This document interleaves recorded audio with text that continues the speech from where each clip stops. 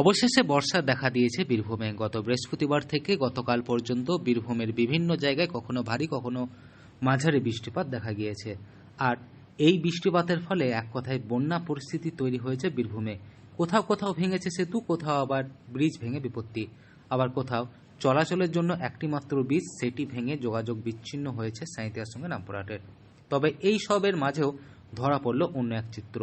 প্রসঙ্গত 2000 সালের বন্যায় এরকম পরিস্থিতির সম্মুখীন হয়েছিল বীরভূম। তারপরে দীর্ঘ প্রায় 24 বছর পর এরকম পরিস্থিতি তৈরি হয়েছে।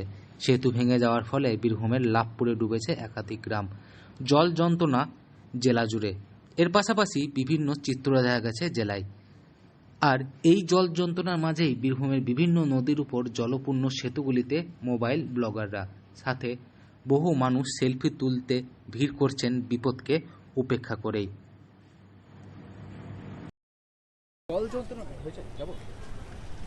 জল যন্ত্রণায় ভুগছে বীরভূম জেলা। সেখানে দেখা যাচ্ছে যে কোপাই নদী, কঙ্কালী, পীঠস্থান সব ডুবে গেছে। রীতিমতো মানুষজনের সেলফি নেওয়ার ভিড় জমেছে। এখানে দুই থানার তরফ থেকে পুলিশও মোতায়েন। কীভাবে দেখছেন একজন সেলফি লাভার হোক বা ভিডিওগুলো থাকলে, মানে যে সেলফি ব্যাপারটা? দেখুন, বিষয়টা হচ্ছে সব কিছুরই ভালো খারাপ তো সমস্ত কিছুই রয়েছে। এবার হ্যাঁ, এটা কিছুটা মানে আমাদের মতো মানুষজনদের, এবার এখানে দেখতেই পাচ্ছেন নানান ধরনের মানুষজন আছে, নানান বয়সের মানুষজন আছেন। তো হ্যাঁ, কিছুটা তো বিষয়টা আনন্দদায়ক, কিন্তু একদমই আনন্দদায়ক নয়। এতে করে আমরা জানি এখানে অনেক জায়গা ডুবে গেছে, অনেক ক্ষতি হয়েছে মানুষের। তো স্বাভাবিকভাবে ক্ষতিগ্রস্ত তো হয়েইছে। আর আলাদা করে জেলা পুলিশের তরফ থেকে সেলফি এবং ইউটিউব ব্লগারদের জন্য নিরাপত্তা দেওয়া হচ্ছে, সেতুতে পুলিশও ঘোরাঘুরি করছে। তো এই বিষয়টাকে কিভাবে দেখছেন? অবশ্যই সতর্কতা অবলম্বন করা উচিত। সতর্কতা অবলম্বন করে যতটা করা সম্ভব ততটাই করা উচিত, তার বেশি নয় একেবারেই। আপনার নামও পরিচয়? আমার নাম হচ্ছে চিনার মুখার্জি, আমি শান্তিনিকেতনের বাসিন্দা, আমি বিশ্বভারতীর প্রাক্তন ছাত্রী। ধন্যবাদ। আর এর জন্য পুলিশের তরফ থেকে 24 ঘন্টার জন্য নিরাপত্তার জন্য সিভিক ভলেন্টিয়ার মোতায়েন করা হয়েছে প্রশাসনের তরফ থেকে।